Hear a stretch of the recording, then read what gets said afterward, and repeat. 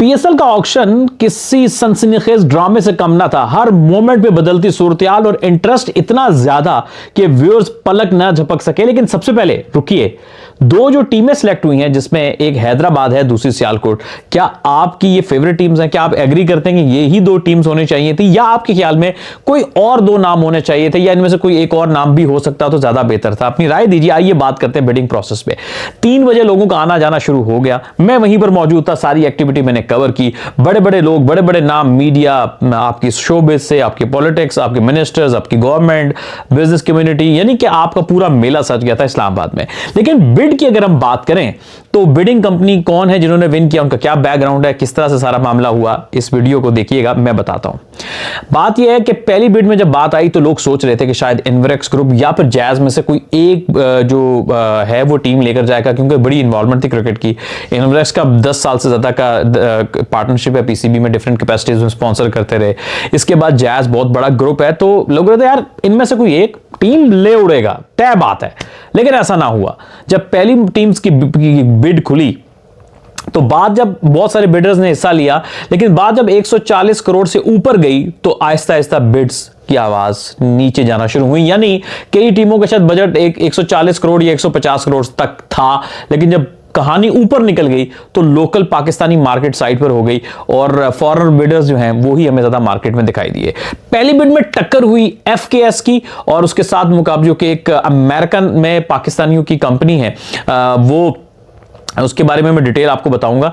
और उसके बाद I2C कंपनी के बीच में काफी बिडिंग चलती रही और मुकाबला टक्कर का चलता रहा। I2C एक ही बार बाईपास किया, बाकी एफकेएस बड़े जंप मारता रहा। और एट द एंड इस बिडिंग का जो मुकाबला था कि उसमें एफकेएस ने 175 करोड़ में ये टीम के राइट्स हासिल किए और उन्होंने शहर चूज किया हैदराबाद का।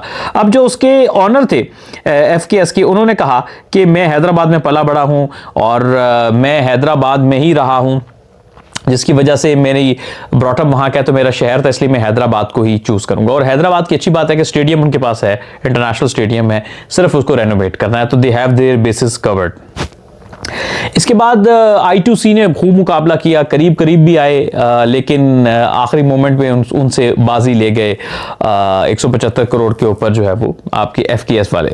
एफकेएस के बारे में मैं अगर आपको बताऊं तो एफकेएस वाले जो हैं ये बेसिकली किंग्समैन एक टीम है, शिकागो किंग्समैन, वो भी चलाते हैं। पाकिस्तान के ग्रेड 2 में भी उन्होंने टीम ली थी और कराची और हैदराबाद के बड़े लोग हैं इनकी टीम में खेलते हैं इसी वजह से। और इसके इस तरह से ये एफकेएस वाले हैं, ये काफ़ी ज़्यादा एक बड़ा नाम है। जब दूसरी टीम की बिड की बारी आती है तो ओजी डेवलपर्स जो हैं उन बाकी बिड्स भी आई, बहुत सारे बिडर्स दूसरी टीम की बिड में पहले ही चले गए थे और मार्केट से आउट हो गए। इन्वेरेक्स भी हमें पीछे दिखाई दिया, आपके जैज भी पीछे दिखाई दिया।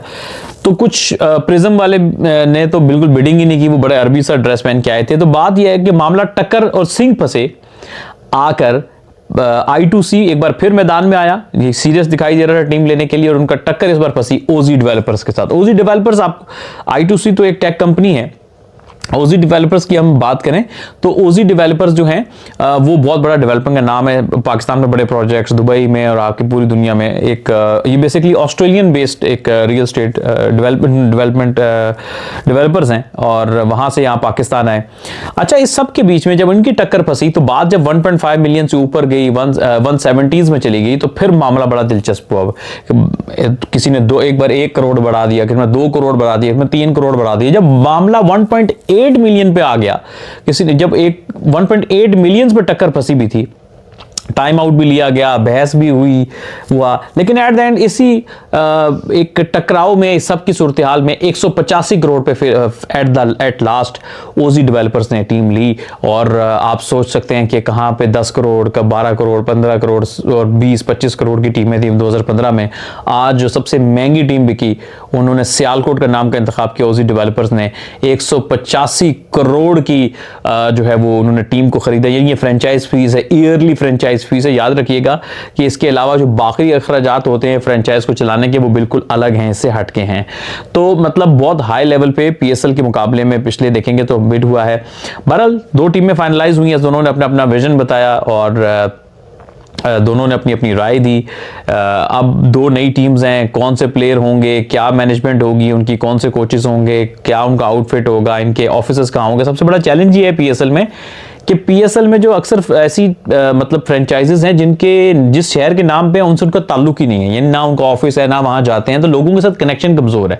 दो फ्रेंचाइजीज के मैं नाम लूंगा जिनका कनेक्शन बहुत स्ट्रांग है अपने शहर के साथ, जिसके नाम पे वो टीम है। एक लाहौर कलंदर, दूसरा पेशावर ज़ल्मी।